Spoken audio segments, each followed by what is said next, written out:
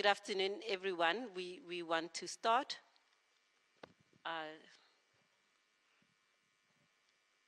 Some will find us on the way.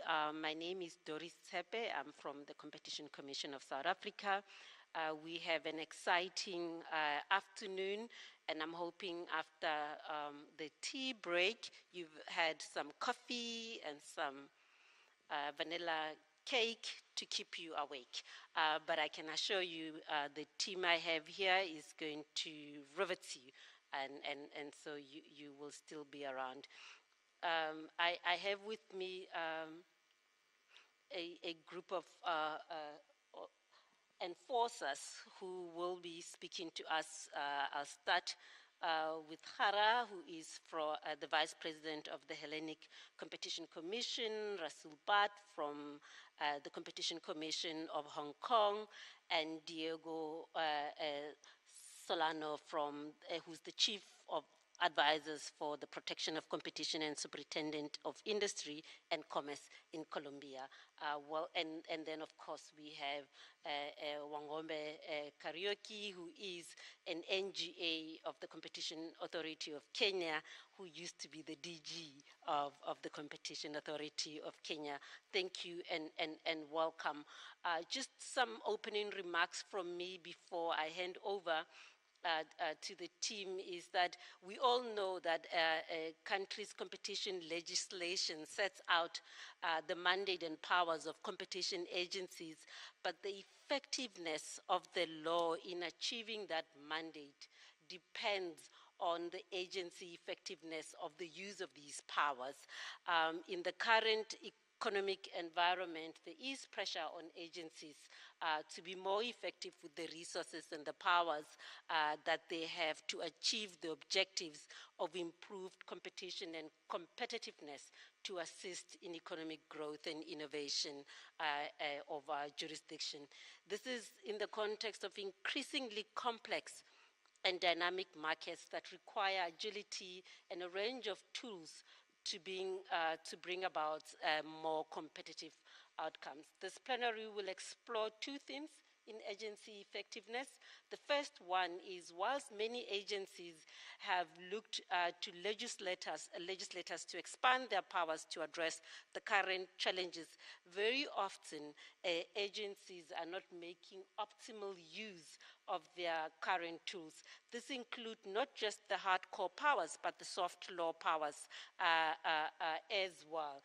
And secondly, the second theme we're going to look at is, whilst better use of existing powers can improve agency effectiveness, some of the competition laws are dated and were developed in a very different economic context and may not be responsive to the challenges faced today. And this may require an expansion of some of these powers or tools available to agencies. I'm going to start with Wang'ombe to start and give some opening remarks. You have some couple of minutes to do so, Wang'ombe, and then we'll move along. So if you could, and welcome. Thank you, Doris, and thank the ICN for inviting me to participate in this plenary. And Doris, from what you've said, is from where I sit. I see a conundrum of how competition agencies, they are trying to deal with the issues which they are facing in their enforcement mandate. One is that I see, as you have indicated, countries which are moving towards amending their laws and expanding what I may call their compound in terms of dealing with emerging issues. And then on the other hand, I'm seeing another class of countries which are dealing or even interpreting the laws they have purposely to deal with the situations facing them. I've seen, for example, South Africa dealing with digital economy issues using their market power provisions without amending their law. Yet also I've seen some countries with their market power provisions still pushing for the amendment of their laws in order to deal with digital economy. So there's that, what I'm saying, there's a conundrum which is coming out. Also, I've seen some countries which they don't have the regulatory capacity within their laws, but they are using other laws within their jurisdiction to deal with the emerging issues. And if at all I'm not wrong, I've seen in Nigeria the FCCPC using their constitution and other sectoral laws to deal with the matter they handled the other day. I'm not going to discuss the decision, but at least that was quite an effective way of approaching issues. And now coming down to where I come from, the Eastern and Central Africa, Kenya, I saw, for example, that one dealing with an issue where they created a provision of abuse of buyer power, aimed at protecting the suppliers. And there are so many questions in regard to how does a competition agency come into managing individual contracts. And within a very short time, South Africa picked it up. In terms of enforcement of that law, I think it's a matter of which we should be discussing after 2 years, because there has been some precedent cases where judges have said the implementation is bordering on constitutional rights of some of the players. So even when we are undertaking, as regulators are undertaking some powers, they should be tempering their ambition and overzealousness in terms of limiting them within the other constitutional obligations that they have. Then the other issue in terms of the powers, I've seen what I may call in terms of proportionality. Our host yesterday, Sarah, mentioned about proportionality. Where I come from in this part of the world, we always say you don't respond to a mosquito bite with a hammer. So, if at all you have a situation facing you, it does not necessarily require you to amend the whole law, and yet you have not, covered the ground you have. For example, when we have this issue of digital markets, I've seen 2 countries in Africa where when they were creating their law, they have economic dependence provisions. They have never enacted them, and they have never implemented them.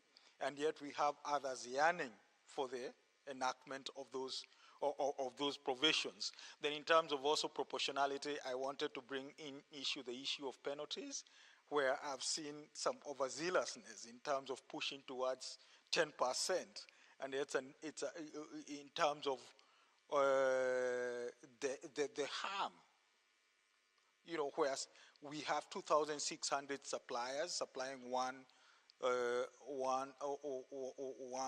buyer, and it's only 2 suppliers who are affected, and then you impose a maximum penalty of 10%. So that's another power which you have responded to a mosquito bite with a hammer. In terms of also public participation in coming up with those laws, I think we need to improve on the quality of the public participation, and also sieving what we receive from the stakeholders and implementing what I may call optimal regulatory regime, rather than rushing into implementing what we can't implement, and yet we have not implemented already what we have. Let's deal with a situation where we are not increasing the pages of the laws we have, but rather dealing and achieving our mandate. Thank you very much. Thank you so much. I think we need to heed to that warning. Is we have tools currently. Can we try and see where we can effectively use them before we start to venture into knocking on doors of legislators? Thank you very much, Wang'ombe. I will now turn to Hara and hear what your experiences have been in Greece. Thank you so much. Thank you. Thank you, Doris. You're very right in saying that we need to look at our tools. I think that this was also stated earlier today by the head of our hosting authority, Sarah Cardell. She said we need to look at our tools and say that and look at whether they are still relevant, and we must use them with effectiveness. In our authority, we have a variety of tools to use. We have, of course, traditional enforcement, but more and more we have been using other tools. You might call them softer tools, in order to ensure a timely and effective enforcement application of competition law and policy. So one tool that we have been using quite a lot is mapping. Mapping, as the word says, means mapping markets. We look at the structure of markets and the behavior of companies within a certain market or a sector. And this might lead to various results. This is a very, very flexible tool. So what might come out of this might be that we do not need any further action, and therefore we publish the results. We had done a lot of mapping in the food sector, and sometimes we saw that there is no anti-competitive behavior that we need to look into via enforcement, but there may be issues of, for example, consumer behavior, cognitive biases, asymmetries of information, decision fatigue, and consumers keep on buying more expensive products. We then publish these types of inquiries, these types of mappings, to inform consumers and to raise awareness about what is happening in the sector. So mapping has been used a lot. In food, they might lead us to further action. For example, we looked at foods. We saw that a large part of the cost of producing food is animal feeds. Another large part of the cost is veterinary medicinal products. So we tried to look at that sector too, to try to actually find out what is the reason that food is on the shelf is getting more and more expensive. So this is a very flexible tool that allows us to look at market structure, to look at behaviors, and decide on our next action. Our next action might be to publish it, as I said. It might be to go further into a sector inquiry and lead to specific proposals to the government for legislation or to businesses for best practices. So a recent mapping that we did was in the coastal services, and that led us to launch just yesterday a sector inquiry, because we saw that there are issues in the structure of the market that we need to further inquire that might lead to concrete proposals to change how this market is designed and how it is worked and how it is supervised.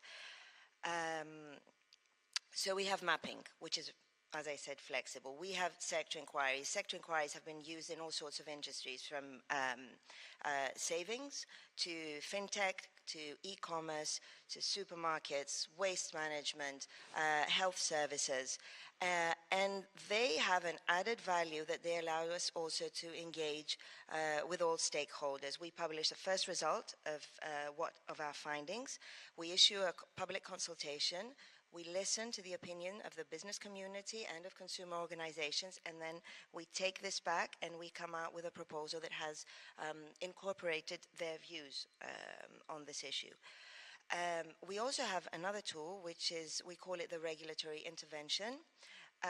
This is a tool that we might use when there is no reason to intervene based on, we don't have an anti-competitive agreement or an abuse of dominance, but we see a behavior in the structure of the market where we need to intervene and adopt certain rules for the entire sector. It's very, very similar to what is currently discussed, the new competition tool, as has also been proposed in the much discussed Draghi report. So we've used this in the petroleum industry, we've used it in the press distribution sector, in the construction sector. We're actually using it again at this moment in the petroleum industry. What we saw was that there is a delay in the pass-through of price decreases and a very timely increase in pass-through of prices from refineries to wholesalers and then to retailers. So we launched the regulatory intervention to see what's happening. We're going to be publishing our results later this year. So these are various tools. This is what I want to say. These are various tools that are beyond traditional enforcement that allow us to intervene in a very timely manner to see what's happening. They might lead to a case. They have indeed led to cases that then take on the road of traditional enforcement, but most of the time they allow us to inform the public of what we've seen. They might lead to some type of intervention from the government. The adoption we hope, of better business practices from companies involved, better knowledge sharing with consumers about their own behavior and what they can do to make their own choices better. Hara, thank you so much. And I think what I find very useful, particularly with your mapping tool, is you using that as a mechanism for further intervention as well. So it's not just as a market study of understanding the market, but what else can you do in better investigation? And we've seen that that works better, especially when it is properly planned. I'm now going to turn to Rasul and just ask you if you could just give us your experiences in Hong Kong. Thank you. Right. Thank you very much, Doris. First of all, if I may express my thanks to our very gracious host, the CMA, excellent organization, amazing hospitality. It's always great to be here amongst our fellow enforcers. So this year actually is a special year for the Hong Kong Commission because it marks the 10th anniversary of the full implementation of competition law in Hong Kong. Under our competition law, the Hong Kong Commission has been vested with a range of powers, which are, I think they are generally very similar to the powers that other agencies have. For example, the power to compel undertakings to provide information and documents to us, the power to conduct dawn raid. But when we talk about tools, it is, of course, not confined to statutory powers because over time, agencies, they do develop tools which can help them optimize their resources as well as to enhance the effectiveness of their work. So today, I would like to talk about a new tool which the Hong Kong Commission has been using, and it takes the form of our strategic partnership with other law enforcement agencies in Hong Kong. For example, the Hong Kong Police and our anti-graft agency. So yesterday, I was listening to Kani of the Spanish Authority. I understand that the Spanish Authority have been collaborating with their local anti-graft agency. And today, I heard Nuno at the Portuguese Authority talk about doing joint dawn raids with their police. In Hong Kong, we have been doing both. Now, why do we collaborate with other local law enforcement agencies? Because in Hong Kong, particularly in a number of our major investigations, we do see there is some interaction between competition law and criminal law. For instance, we have seen anti-competitive conduct being perpetrated by organized crime syndicates in Hong Kong. And these people, they have no qualms in using criminal tactics to achieve their goals. For example, in order to win a tender, they would intimidate their competitors to stay away or to join them. And if these competitors do not play ball, they may be facing some criminal intimidation, physical harm, and damage to properties. Now, sometimes there are also involved some giving and receiving of bribes, which may be used to coordinate and maintain bid rigging and price fixing cartels.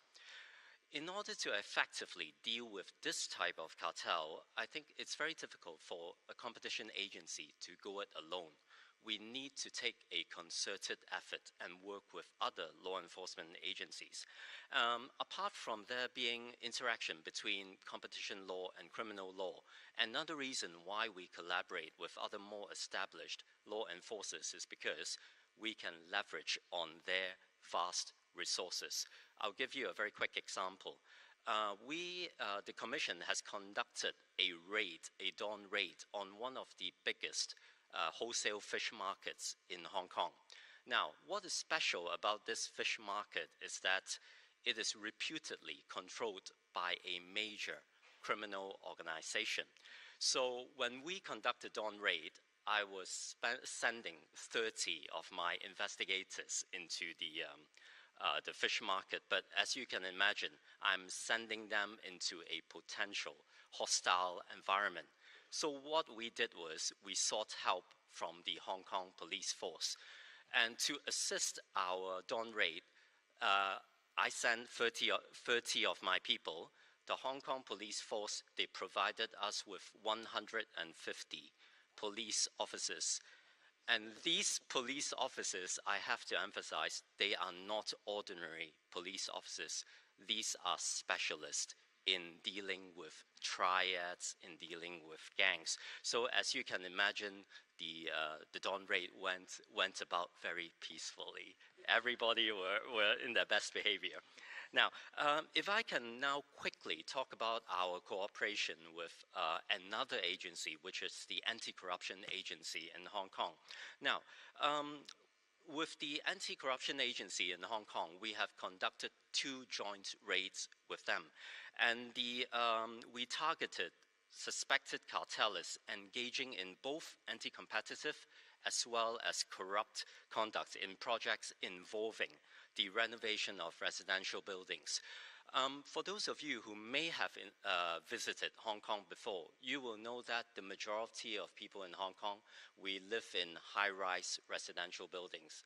It's multiple ownership, and a fun fact about these concrete residential buildings, there is actually a limited lifespan of around 50 years.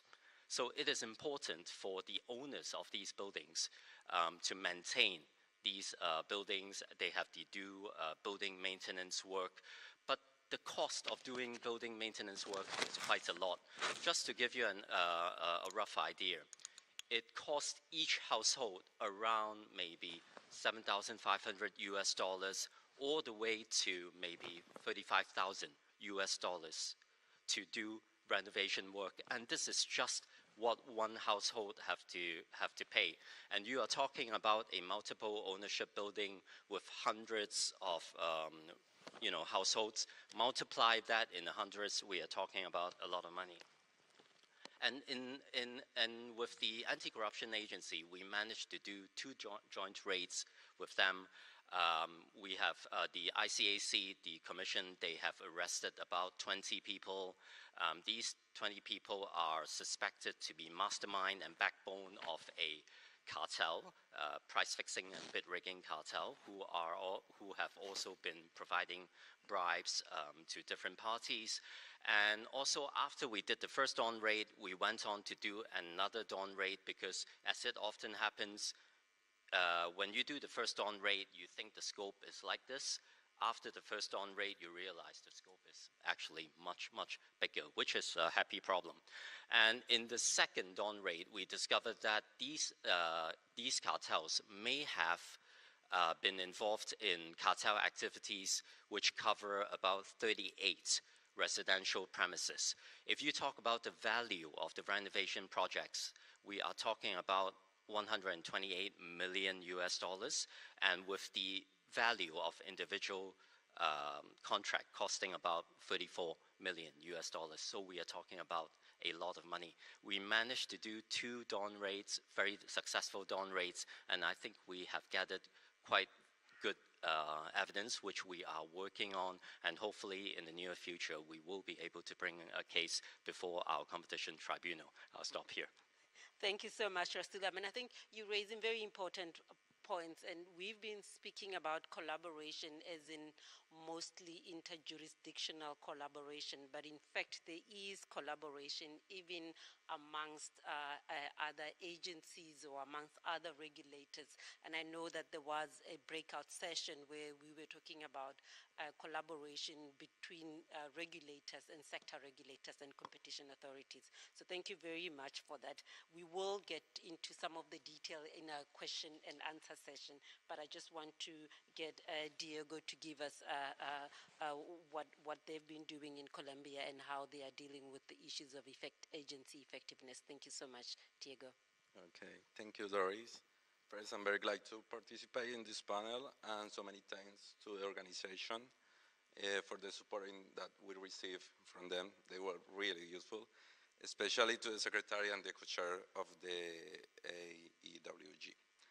There is a general idea of creating or generating new tools to face new market dynamics. In Colombia, we believe that with the current tools, we can adopt them and to face, just to switch. I mean, to face these new problems that are emerging in the market.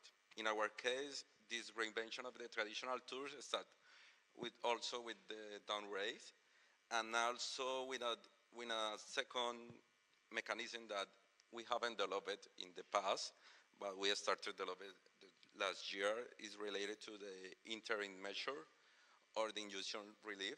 It accompanied, it means it's joined with the down raise. We identified that in the cartel cases, the people want a rapidly response.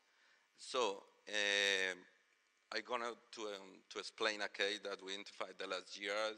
We can do down raise, and we get the result just in 3-4 months in an international event, that it was really effective. That implies collaboration between different authorities and with the competition authorities. And in that case, for example, we add some positive injunction and also cease and desist order. So this was a really good example, just not to wait all the period that take the investigation. Maybe in our jurisdiction it will take like maybe 2-3 years, all the process. So we are getting result in a preliminary stage. So this is a really good way that we found to resolve and to respond all the problems.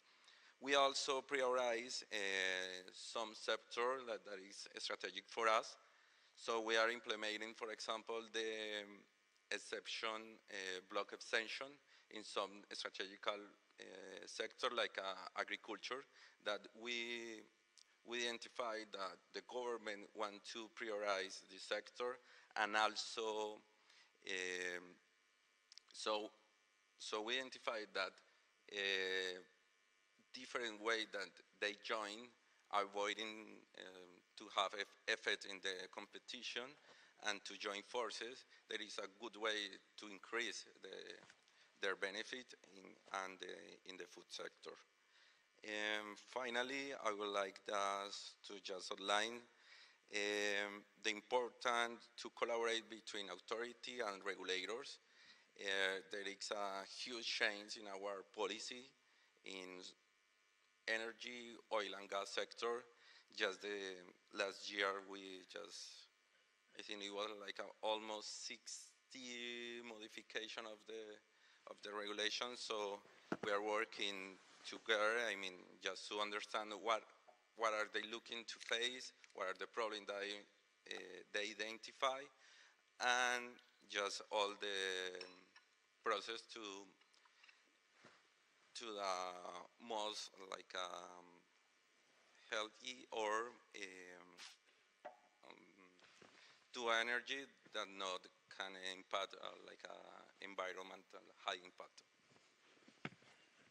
Thank you so much, Diego. I'm going to then, I think, go into some of some questions with the panel, but I'm hoping that there will be scope for the audience to ask a question or two to the panel, but let's see how they do in managing time in this first rounds of questions that we have. Wang'ombe, I'm going to start with you. I mean, you know, jurisdictions on the African continent typically have mandates that extend to economic development objective.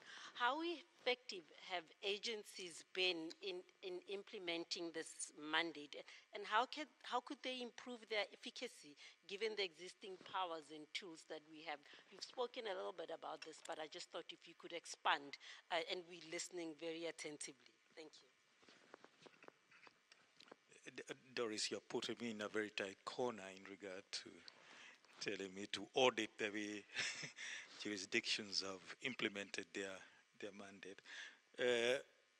But what I can say is that in Africa, I've seen a lot of growth in terms not only of the caseload, and also in terms of the expansion from mergers to cartels.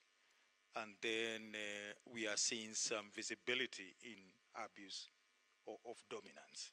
So I can say, even if I'll not give them 100%, is that there's some progression in terms of enforcement. But also is that they have been facing some challenges in terms not only of the dynamics in the market and the emerging issues, and also to try and deal with the challenges facing their constituents. Because the position I have is that all laws are made to attend to the problems facing each country's constituents. And a competition law is part of that instrument. And that is why we have seen competition agencies coming up with expanding their powers to attend to those emerging issues. But my main concern, Doris, it's in regard to how do we expand the regulator's powers, but within some checks and balances. What triggers an amendment of the law?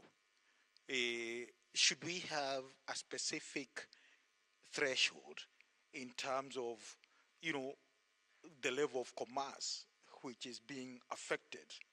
If it's something just affecting 1% of the population in South Africa, should we trigger an amendment of the law?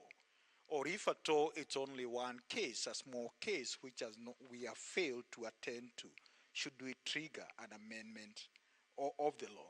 I think those are the questions we should ask ourselves. And then when we trigger that amendment of the law, how do we bring on board all the stakeholders so that they can inform the process? And then after that is that I would wish the African competition agencies also they can regulate with what I may call side mirror regulation.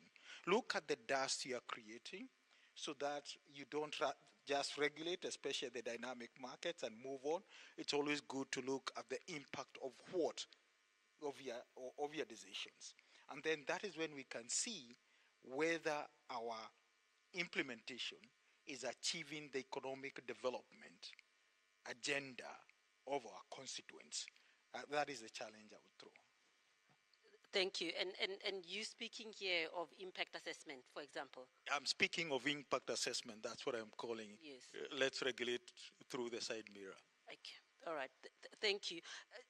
Just on that point on threshold, it sounds very complicated. I mean, part of the reason often most jurisdictions do not amend their laws is and look for regulations which are subordinate legislation in a way, is that the process is so it's very complex. I mean, in most jurisdictions, what threshold are you talking about? I mean, is that adding to another layer of processing on amendments, especially where you require agility if you're looking for an amendment on digital markets or to implement on that? Wouldn't that almost cause some difficulties for certain jurisdictions? When I talk about the threshold, when do you turn on the tap? Is it when you have just failed to deal with one small case in one part of the country? Or it's a major case which cuts across the whole country? Not that I'm giving an answer, I'm just giving an array of ideas.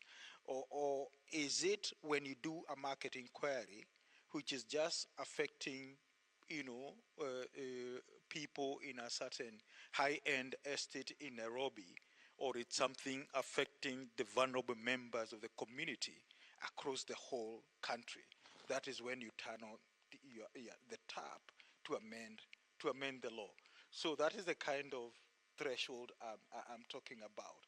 The number two, I know the legislative process in some countries is quite tedious. And when I revisit how the easiest way to deal with it, it's when you focus, like for example, you can approach the Ministry of Finance or Treasury when they are proposing their budget proposals, and then the amendments can become part and parcel of achieving the government agenda for that financial year, and that can facilitate the amendment of the law. I think it's just looking at windows where you can push an agenda. Absolutely. It's prioritization given the limited resources we all have. Thank you. Hara, I'm going to come back to you on the use of this range of soft laws. I mean, I find that very interesting because we could make better use of these soft laws that are available to us as non-enforcement tools, but these are tools that would help us achieve our primary mandate. And I just wanted you to elaborate a little bit more on some of the examples where you have done this in Greece and how you have implemented that. Thank you so much. Well, these tools are not all very, very soft. So, for example, a regulatory intervention is not that soft.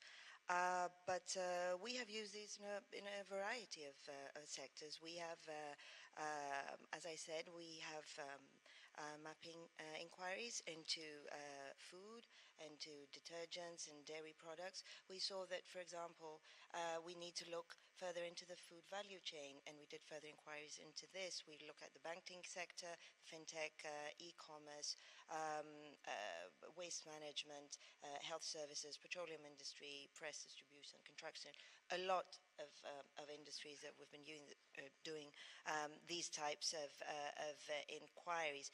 But if I have just 1 minute, I would like to say something on what has been said before about amending our tools and what we have. I think that it goes without saying that any amendment has to be done with extreme care.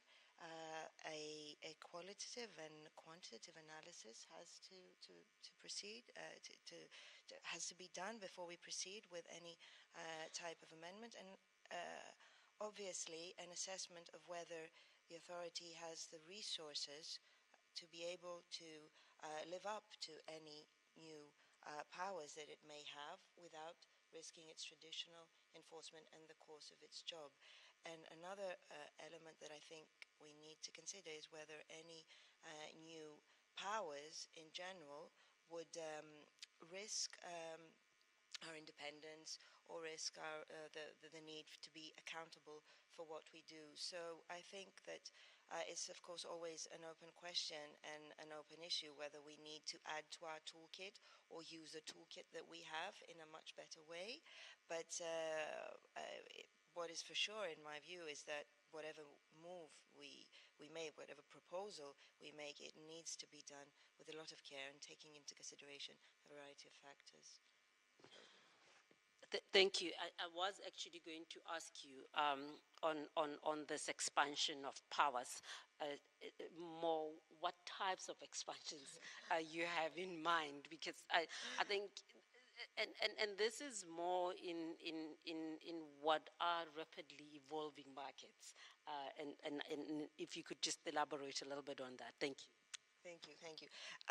So I might say what has been happening in Greece, in our jurisdiction, and one expansion of our powers to a type of unilateral behavior. It's quite recent. It was introduced about 3 years ago, and we have ongoing investigation, but we have no decisions on this yet. And it's a provision in our substantive law about the prohibition of invitation to collude and announcements to communicating future pricing intentions. So it's about invitations to collude and about price signaling.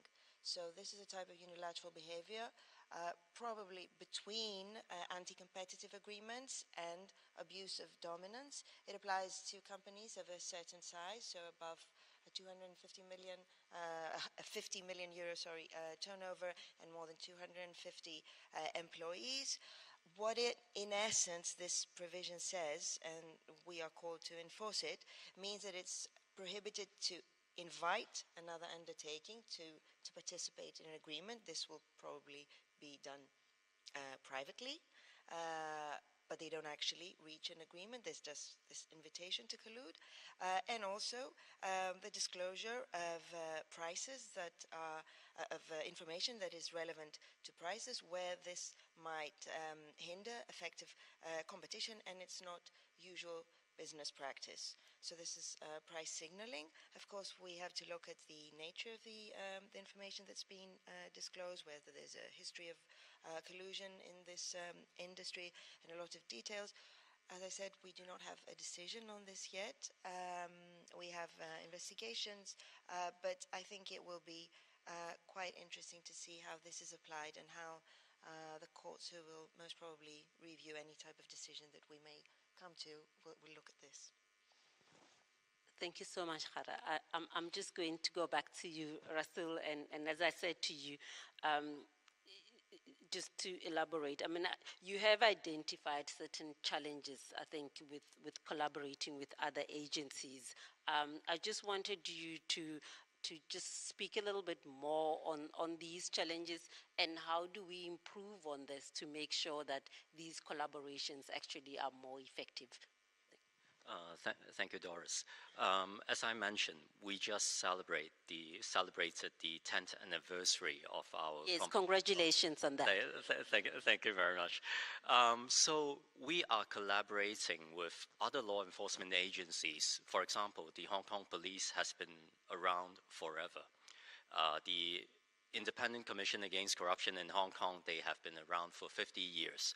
So when you collaborate with these longer established agencies, initially, of course, there'll be some skepticism on their part. You know, okay, this new kid on the block want to collaborate with us. Do they know what they're doing? What is competition law even? But what is very important is at the outset of talking about cooperation between us, we need to establish the fact that it has to proceed on the basis that we are equal partners. That is very important. And in order to do that, the first thing is we need to build trust with these longer established agencies. And I think, in my opinion, there is no better confidence building and bonding exercise than doing a dawn raid together. I think that is very important, because the way you plan out how to do a dawn raid, how you execute dawn raid, what you can bring to the table, whether you are a competent agency, this will show up during the dawn raid. You will either make lifelong friends during the dawn raid if you do it well, or you make lifelong enemies if you mess it up. So far we have been making very good friends with other agencies, so I think we have been doing quite well. Thank you. Yes, I think it was Andreas yesterday. He says, if you demonstrate good outcomes, you will definitely make good friends. So thank you, Rasul. Diego, I'm just going to come back to you and just on the expansions of tools for agency effectiveness and whether we do require changes to the law, but whether that can include technological tools to improve investigation and some of your analysis. Has Colombia leveraged some technology to improve effectiveness? I think from our discussion, you seem to have some interesting tools that you're using for these purposes, and if you could just share with us your experiences. Yes, thank you, Doris. Yeah, we have just developed two tools. One is going to, we're trying to improve it. The first one is just related to the procurement, public procurement, to detect and to deter some alerts in this public procurement. They have for example, we analyze all the public portal of the tenders, and we detect 3 or 4 elements in that platform. One, for example, it shows a red alert where is a constant tender or is a constant contractor in this process. So it's not usually that always the same person win all the bid. And the other one is related to the budget and the final value of the contract. It is similar or just a difference between 2 or 3%. There is another alert there. They analyze the platform and they show us the result. And that is basically the 2 alerts that we are trying to improve this tool. The other technology that we use that is really useful is an advocacy function. It's not, in the enforcement activity, but it's really useful for us because, when we have a recent ex officio function in Colombia that we have to give to get the advocacy in the regulator's draft. So, but just for the 4 years, the last 4 years that it was an ex officio, so we have to check all the website. And now we create with an AA tool to identify all the draft. They show us the potential draft that it will affect the competition. That we save resources and people just, the lawyers and the economists just have to analyze the draft and not to check in every day the website. And yeah, it's really useful for us and to save time. Thank you so much, Diego. I think we may have time for 2 questions from the audience. Hopefully they are not long questions. I think we have some 10 minutes for that. And so if I could see a show of hands from the audience. I did promise that I wanted this to be a little more interactive. So if there are some 2 questions, we would really appreciate it.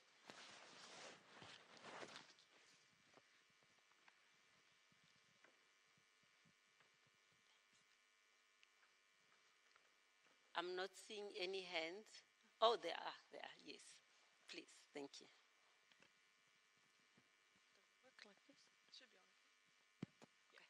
Hi, thank you very much for the presentation. It was excellent. My name is Athanasia Gavala. I'm from the Hellenic Competition Commission. I have a question for Rasul from Hong Kong. The discussion about the collaboration with the police and the other agencies is very interesting. And I have a practical question. Is there a legal framework for this type of collaboration and joint conducting of dawn raids, or is it something that you do informally? Thank you for your question. Now, in terms of our collaboration, for example, if I can use our collaboration with the Hong Kong police as an example. Now, we have 2 different kinds of collaboration with them. There are cases where the commission is the one which conducted dawn raid because the case only concerned competition matters, but just so happened that that particular case involves some criminal elements. For example, a bid rigging case, but the bid rigging is perpetrated by a organized crime syndicate. So in that particular situation, what will happen is we are the ones who go to the High Court to apply for warrants, and we will conduct the dawn raid. What the police does is to provide us protection and assistance. So that's one type of collaboration. But earlier on, when I talk about the collaboration with the anti-corruption agency, now that dawn raid is a joint operation because not only does the case involve competition contravention of competition law, bid rigging, it also involves corruption elements, someone offering and someone receiving bribes. So in that particular case, it was a joint raid. But to conduct that dawn raid, what happened is both agencies, we apply for our own warrants from the courts separately. So, there have been some people saying, okay, trying to challenge us, is there any particular legal framework for it? Our answer is very simple. We conduct our dawn raids within the ambit of the warrants which we apply. So if you think we have exceeded that, you're welcome to challenge us. Thank you. I think Wang'ombe wants to respond also to that. I think he's had some of experiences in this regard, please. Yeah, when I was on your side, we had a situation like that. The Kenyan law allows the competition authority to collaborate with any other government agency when it is conducting investigations. But also is that you have to be aware of the challenges in terms of managing the confidentiality, depending on how the other agency may have been infiltrated. That is one thing, and then the other issue in terms of also governance issues when you interact with the other agencies. I'm talking from my experience within the region I come from. But as you indicated, Rasul indicated, it's an issue of mutual trust. In fact, in South Africa, the Act allows us to enter into memorandum of understanding with other regulators and agencies who can help us. And it is there, Wang'ombe, where you would have all these issues, including confidentiality, on how best to deal with them. I have still a couple of minutes, and I saw some members entering now, and I wanted to know if there are any more questions. If not, I'm going to allow my panel. Is there a question? Oh, yes. I see another hand. Thank you so much.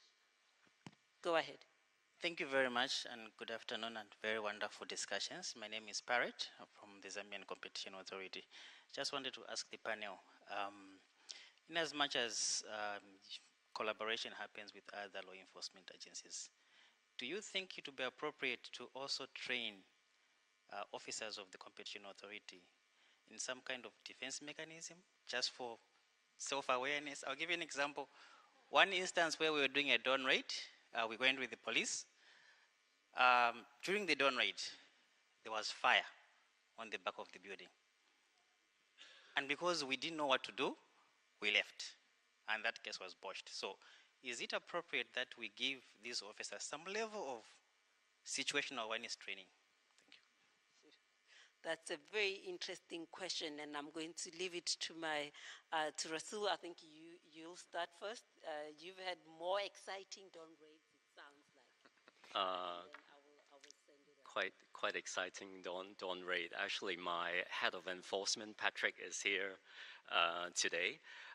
Now, we do provide training for our staff to conduct dawn raid.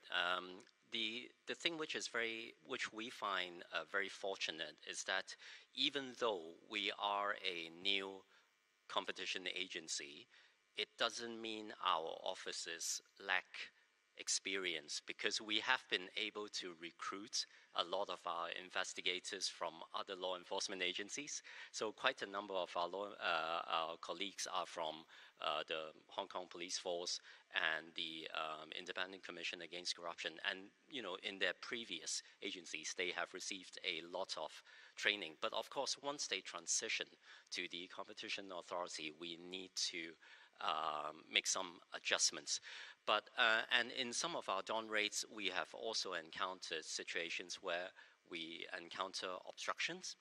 Now, this is an area where we have to handle very carefully, because they are no longer police officers. They are no longer officers of the anti-graft agencies. So that's why when we plan to do these dawn raids, we always anticipate whether we may encounter such resistance from the parties. And if we anticipate that to be the case, then there may be situations where we would have asked for the assistance of the police force to be there with us to help us deal with those situations, instead of asking our staff to deal with it.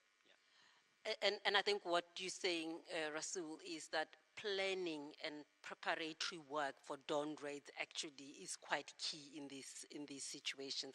Hara, I know you want to add something onto that. Absolutely.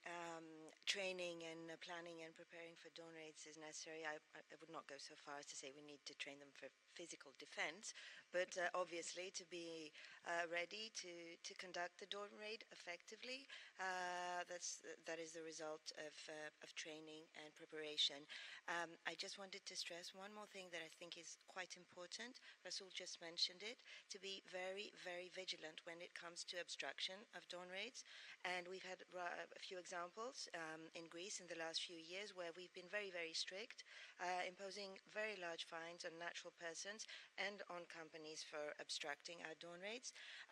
And I think that this actually sends a message that we expect and we will not accept anything less than absolute respect for our people who are out there working probably beyond their normal working hours and giving every effort to conduct an effective dawn raid, and that anything other than this will be prosecuted and punished if the case be.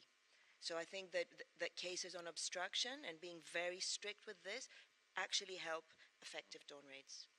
Thank you so much, Hara. I think I'm going to ask for closing remarks from each of you. And Diego, I'll start with you, and then you can answer that question and give your closing remarks. 1 minute each. Thank you. Okay, thank you, Doris. Yeah, I have experience in down raids. I mean, it is quite difficult to conduct all the down raids. I practice like a 15 or maybe 20 down raids in my life. It's the hard part of the job, but it's the crucial tool for all the competition authority. I think that it's, the first like a 20 or 1 hour of the raid is if you know if the case is gonna be to be successful or not. We support with the general attorney like in cases of involving collusion in public procurement, for example, because in Colombia the administrative, the model that we can force the down raid. So if they deny the access, we have to stop the down rate. So we focus on the topic that Hannah was mentioned, that the obstruction function. The last year we sanctioned maybe like 20 companies that deny access to the computers, to the cell phones, to the business information. So it's a really good way to complement the function and to be successful of the down race. Thank you so much, Diego. Rasul? I think my last remark is, I think when it comes to collaboration with other, whether it's other competition agencies or whether it is collaboration with your local law enforcement agencies, of course you can come up with MOUs. There are a lot of MOUs around, but I think it is more important for us to have real opportunities for us to work together, in practice, so that we can build trust, because there is, you can have everything written down in the MOU, but if you don't put it in practice, it doesn't mean a lot. Yeah. Hara? Thank you. Well, I think that as a final remark, I think I would say that we have talked a lot about a lot of new antitrust powers, expanding what we have, making what we already have more effective. And there's a lot more that we can talk about. Maybe it could be the subject of another a plenary session on agency effectiveness. We didn't touch about the need for a digital evolution and to make use of these incredible powers that technology has been given us. This is the evolution and the augmentation of the powers that our people have and that our current technological capability gives us. So when thinking about our tools, we cannot leave out of the discussion the tools that digital transformation and digital evolution can give us. And I think that this discussion and the different ways in which we all see what these tools are, human tools, digital tools, collaborative tools, new substantive tools, shows the breadth of ways in which we can make our work more effective. So this is actually one of the greatest things about being part of this fantastic network. Thank you so much, Hara. I will go to Wang'ombe. Thank you. One of the critical fundamental thing of an effective agent, it's creation of certainty. And as you expand your regulatory boundaries, I think also it's important to come up with resources, whether human capital and skills, so that you can be able to effectively implement that mandate. When you have a big mandate and you're not implementing it, it creates a lot of uncertainty to the business community in terms of there's a number there, we don't know when it's going to be opened. And also is that when you have expanded mandate and you don't have adequate human capital to be able to bring up critical optimal decisions, you are going to have a reputational risk, because any suboptimal decision you take, it affects your reputational risk. Thank you very much. Thank you so much. I think we need to give my panel a round of applause, but just before we do that, just to confirm, we've spoken about a number of things. The first one is that we have powers. We need to use existing powers effectively to be able to achieve our mandate. There may be instances where new powers are required, and when those are required is to assess, to make the assessment. What is that threshold that you spoke about earlier? But collaboration as amongst agencies, but collaboration with other agencies which are not competition agencies is quite key and effective in making us achieve this. So if I could ask all of you to give the panel a round of applause for all of that. Thank you very much.